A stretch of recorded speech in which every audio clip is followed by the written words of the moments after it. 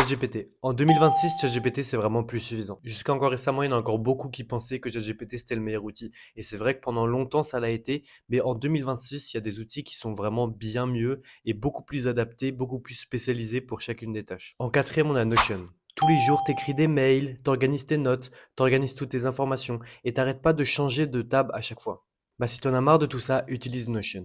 Vraiment, dans cet écosystème, t'as pas besoin de changer tout le temps de logiciel dès que tu veux faire une tâche différente. C'est vraiment un gain de temps énorme. Ça va vraiment agir comme un collègue invisible. Vraiment, va faire un tour. En troisième, on a Eleven Labs. C'est un outil IA de synthèse vocale. Et si t'as encore jamais testé, va faire un tour parce que c'est vraiment hyper réaliste. Même la version gratuite, elle est suffisante pour faire ses premiers tests et voir comment se comporte l'outil.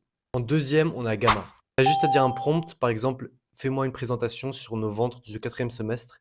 Et il va te donner un résultat vraiment clean, hyper professionnel, avec des images, avec la totale. Et en premier, sans aucune hésitation, on a Proctor AI. Proctor, il va pas juste enregistrer tes réunions. Pendant que tu parles et pendant que tu es dans ta réunion, en plus de prendre des notes, il va commencer à te générer un plan d'action vraiment détaillé, point par point et structuré. Si par exemple ton boss il te prend de court et il te pose une question du genre c'est quoi les résultats de ta tata, et ben lui il a déjà compris le contexte de la réunion, il a commencé déjà à te générer une réponse que tu vas pouvoir prononcer. C'est hyper pratique. En plus la version gratuite elle est largement suffisante.